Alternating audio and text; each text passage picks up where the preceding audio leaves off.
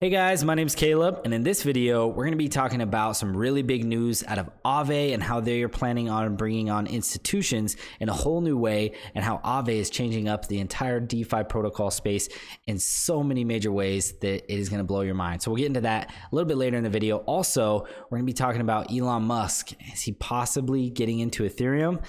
I'm showing you some of the latest Twitter buzz and showing that he may possibly be finally opening up his eyes to what Ethereum can do. And lastly, we're going to be doing an overall market update. So it has been a crazy week, especially a crazy day, Bitcoin being down 7.5%. So we're going to be looking around at some indicators to see what's going on.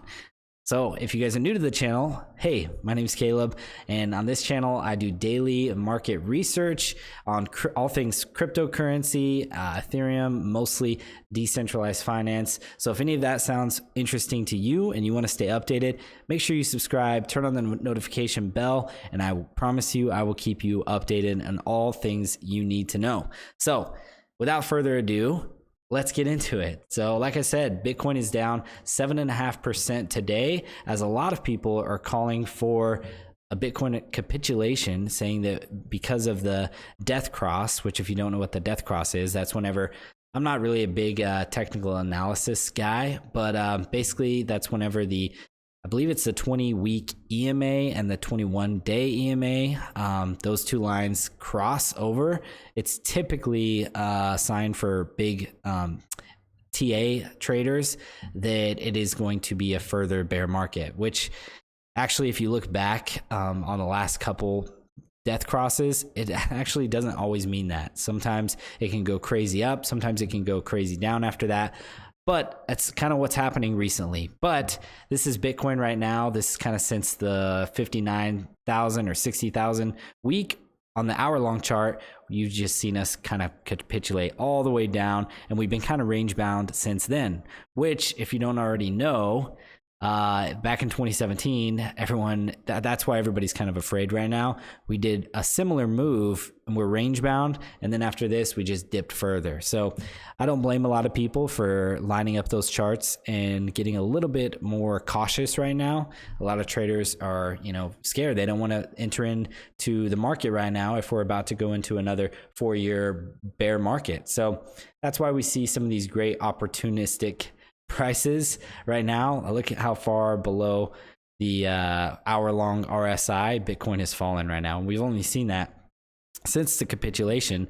Let's see, 1, 2, 3, like 3-4 times, and today is one of those days. So a lot of people are afraid of that, and also they are seeing that Ethereum is holding up quite well over this capitulation. I mean, obviously, Ethereum went from, I think, 4,300 all the way down to 1,700. So definitely fell back a lot as well. But since then, it's a lot higher than its lows of $1,800, $1,900. While Bitcoin, its lows are 32.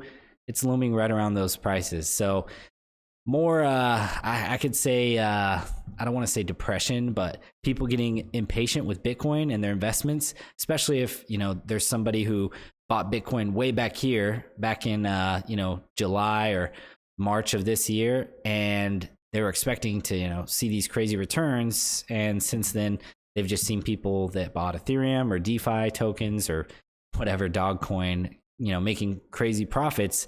They're getting a little bit impatient with their Bitcoin investment. So, and we can also see that with the, if you go to CryptoQuaint here, this is a great resource, by the way, to look at some really cool indicators. So I highly recommend you check out CryptoQuaint.com.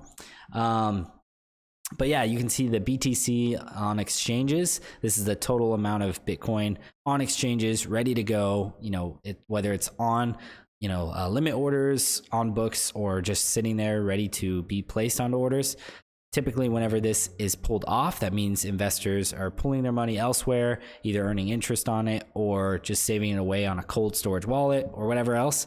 And whenever it rises back up, they're moving it from their computer or cold storage wallet onto the exchange ready to sell it. So Bitcoin, since early April, has been on an uptrend of people putting it back on to sell to possibly move to some other industries or other tokens, okay?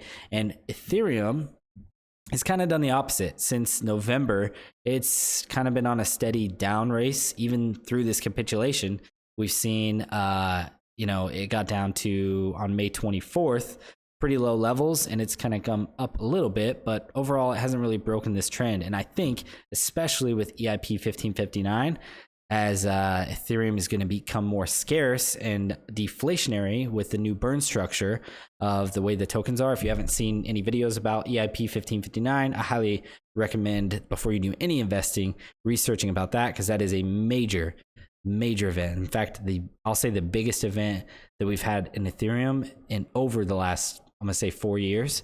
So it's going to be a very, very big shock to the supply, and it's really not priced in yet, in my opinion. Not financial advice. Always do your own research. That is my opinion. So I think this trend is going to continue, and we're going to see a supply demand issue. And anytime we see supply demand issues, the price goes up. Okay, so I'm very excited to see. I think that it's not realistic to say that we're going to see all-time highs right away, but definitely I'm going to say over the next few months. I think what's going to happen is people are going to price up Ethereum, up until July 14th, which is the day of the EIP 1559. And then I think, people are going to assume that that's going to just skyrocket the day that takes place, but that's just simply not true. It is a whole new fee structure. It's a supply shock, but just like Bitcoin, whenever Bitcoin has the halving dates, that's not whenever we see Bitcoin price take off.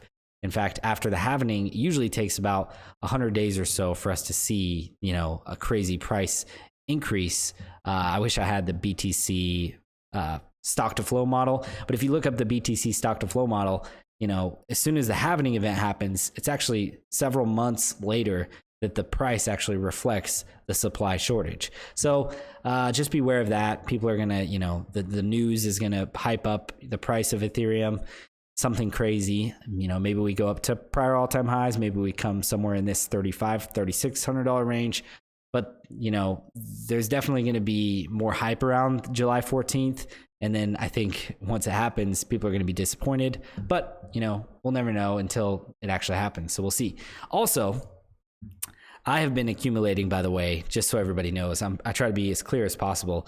I've been accumulating in this range from 2,500 to 26 or 2,700 Ethereum as much as I possibly can. Now, we'll see if we drop down to lower levels, then that's just even better, that I can accumulate some more at cheaper prices. But before EIP 1559 is, for me, an accumulation opportunity of a lifetime. So also, if you guys haven't already checked out the Vitalik Buterin podcast with Lex Freedman, I highly recommend you watch it. It's a 3-hour podcast, but just turn it on and listen to it while you're driving or whatever else, while you're doing whatever. It's something you really need to look into. The stuff that Vitalik comes out of this guy's brain is insane.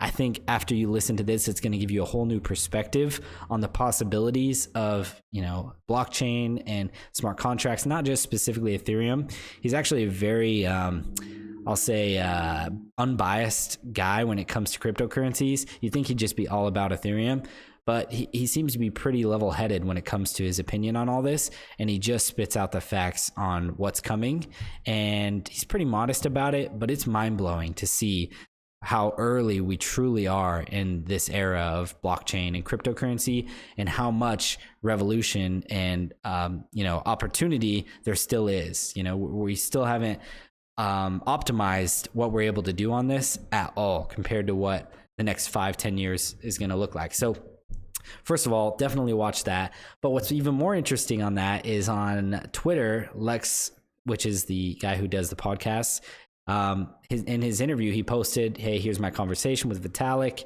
and Elon Musk actually watched the podcast, or at least part of it, and he said, "I pretty much agree with Vitalik." And if you watch this video, I can't play it for copyright reasons, but there's this specific section in here where he's asked about Elon Musk's comments about, just increase the block size and everything will be fine, referring to Elon Musk's tweets about Doge just increasing the block size. And he kind of gives a, really good answer on why this isn't possible, and that, he thinks that Elon Musk just is not as educated in the space. I mean, he says it very humbly, but it's very cool what he talks about in here. And it's even more interesting to see that Elon Musk is saying, I pretty much agree with Vitalik. When Elon Musk's last tweet about Vitalik was that he's just afraid of the Doge. So I think Elon Musk just kind of doesn't have a full grasp of what's, what there is behind the scenes, and he's starting to see. And I think it's really cool that he actually watched it. And from the outside looking in, it looks like he at least was, took in and listened to what Vitalik had to say and maybe learned something from it. So it's really cool. I think that over time, as Elon learns some more, he'll be more drawn to open source, free protocols like Ethereum that already have insane vision and good teams and developments and products already on them. Speaking of, I'm sorry, I got to rambling on that one, but speaking of products on Ethereum, let's talk about the biggest news on this video, which is AAVE reveals permissioned pools for institutions. So if you guys don't already know, AAVE is a DeFi lending protocol that's built on top of Ethereum. And in this protocol, anyone or any person can go on and just connect a hot wallet, MetaMask or whatever, and take their cryptocurrencies and deposit them into the protocol. And they can earn interest on those, and they can borrow against them and do a lot of really cool things. So if you guys haven't already, I highly encourage you visit app.aave.com. Go on there, and this is the best time to do it, in my opinion. Gas prices are insanely low. 14 Gwei for a transaction is such a good opportunity to go, and for really cheap prices right now, go and learn what it's like and be one of the first people to experience a DeFi lending protocol. Just go and deposit some of your, whatever it is, Ethereum. Again, not financial advice. I think you should look into it and go and experiment. It doesn't hurt. You can if you look at it and you decide you want to do it, obviously there's risks involved, but I deposited some Ethereum and I've been earning interest ever since. And I even borrowed some USDC to long Ethereum even more in some other of my favorite altcoins like AAVE. And you can do this without any permission. It's a permissionless system where, as long as you meet the criteria, you just have whatever Ethereum or whatever you want to deposit in there, you can do it right away. Now, the cool thing is they've now opened up a permission protocol. So normally the other one's permissionless, meaning anyone can do it. This one is for institutions only, and it's still on the public blockchain, but they've opened it up. So basically it's a test net so that institutions can kind of lend and borrow with each other before they offer it to the public, and can kind of experiment and get their hands on to DeFi, what, this blockchain protocol can do and how they can make this money fully on Ethereum on the back end. So it's really, really awesome that AAVE is the first DeFi protocol to try to bring on institutions. And institutions are doing it. So it's awesome. They say that they're in the last phases. Let me see if I can pull up the part where they talk about that. Hold on one second here. While AAVE token holders rejoiced at the news, many soon. No, that's not it. It's somewhere in here. I forget where it is. I'm sorry. You can go read the article yourself. It's by Andrew Thurman. DeFi lending protocol AAVE reveals permission pool for institutions. They talk about how they're actually at the end phases of this, and they're closer to putting this out for the public than anything else. So it's really, really awesome. Again, this is the perfect time to go and experience a DeFi protocol if you've been wanting to. AAVE is really great and awesome. And I've made videos about how to use that as well. You can go check them out on the channel. And ever since, in my last video, I talked about how AAVE has become the #1 ranked DeFi protocol, which is a big feature because MakerDAO was #1 for a long time. Now, ever since crossing the #1 spot, AAVE has just kind of broken loose, and I won't say quite decoupled yet, but they've gained a massive lead now. Over 12.7 billion locked in the protocol, meaning people depositing that much and keeping it locked in there. and only 8.45 by Maker and 7.5 by Compound. So they're going to continue this lead, in my opinion, and make this, especially bringing on institutions. I think AAVE is by far the leader in the DeFi protocol. The tokenomics is insane, which is why it is one of my favorite investments right now. And I will continue, even though we're capitulating today, up from 386 down to 327. Look at this on the RSI, by the way. This is a 1 hour RSI pulled way back. Actually, I think right after I get off this video, I'm going to scoop up some more AAVE right now. So anyway, great time to experience AAVE, guys. And if you haven't already, check it out. It is going to blow your mind. So thank you guys so much for checking this out. Make sure you like the video if you enjoyed it and made it this far. Also, comment down below, what would you guys like me to make a video on next? What coins or projects are you guys excited about? I would love to find out about something new and do a full research video on maybe your favorite token. So drop that down below. Thank you guys so much for watching. I will see you in the next one.